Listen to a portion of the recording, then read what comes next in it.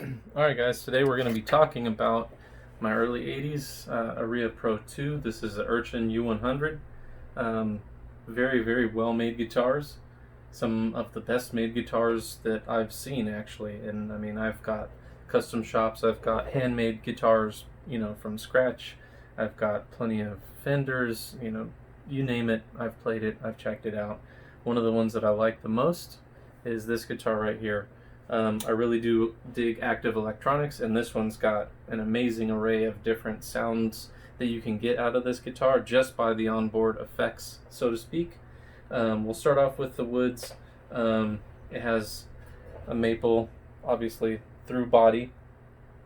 The neck has a joint right here, probably pretty hard to see, but the neck is actually separate, looks like a separate piece from the body, and they probably glued it in. And oddly, the headstock, same thing right here. Up at the top, it has like a different piece that's right there. Ash on the sides, and I believe they're walnut stripes down the sides of the maple neck, which you can see on the front and the back, which I think is really cool. Rosewood fretboard as far as I know. It's kind of dark, could be ebony, but I'm going to go with rosewood. Now for the electronics. So it has tons of different stuff that you can do. So basically the quick rundown is this is the master volume pickup selector, obviously. These are both of the tone controls, one for this one and then one for the neck pickup. Then you've got the boost, then you've got overboost, you've got the rotary switch on and off. So if you turn this up like so, then you can use the rotary switch and get a crazy amount of sounds. It kind of rotates through like a wah pedal.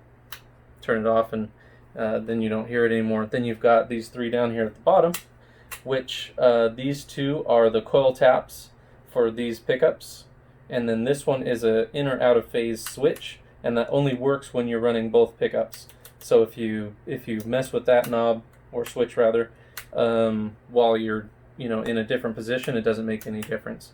You'll hear like a click, but it won't sound any different. So I'll just do some quick, probably not so fantastic playing to show you kind of what some of the different sounds you can get. So we'll start off with just,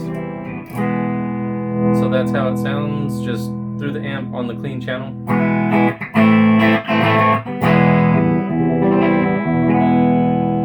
That's on the bridge or bridge pickup. Neck pickup, a lot more warm.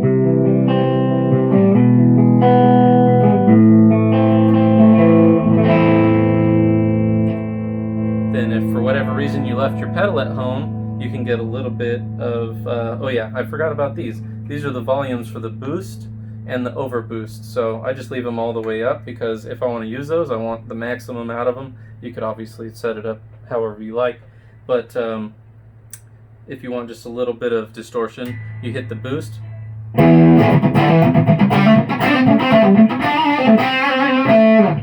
If you want a little bit more distortion, and same thing, you kind of forgot your pedal, you just click it on the overboost.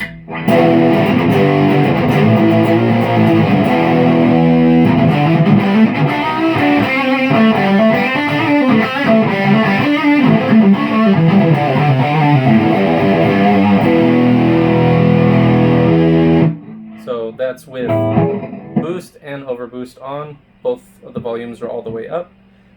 If you turned on the amp distortion, you'd probably get a lot of feedback, so yeah, don't do that with boost and overboost unless you have a really low output amplifier.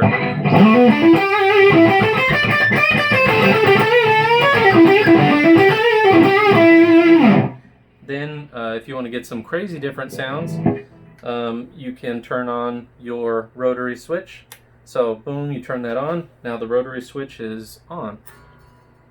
See what it sounds like.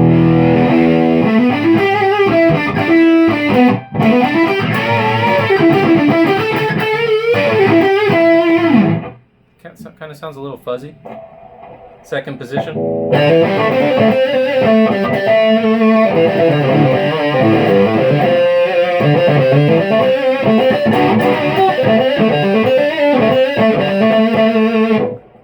Third position.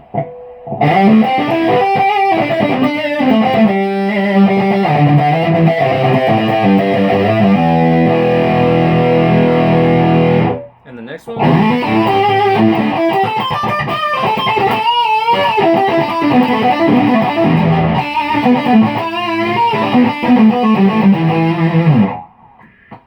Second to last.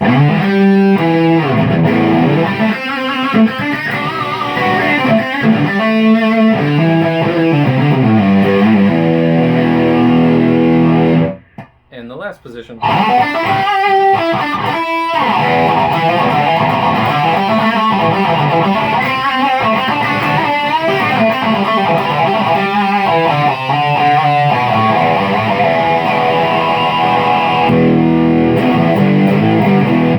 Then of course you can do the same thing. I was in the bridge position the whole time. If you want a little bit more warmth and not as much highs, so to speak, you can switch it over to your neck position. And then of course there's a billion different varieties of each. I don't typically use the splitters because I like humbuckers for the most part because they're not so loud. Same thing with the phase. I typically don't use the middle position. I either use the neck or the bridge. I don't really use both most of the time, but I'll give you an idea, I guess, of what it sounds like in and out of phase. So this will be, I guess, in phase.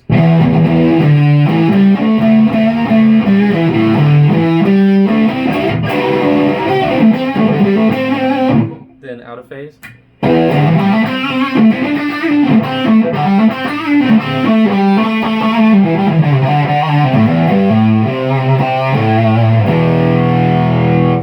So that's just a quick rundown. Of course, you could do a billion different combinations, but I'm not going to take your time up with that.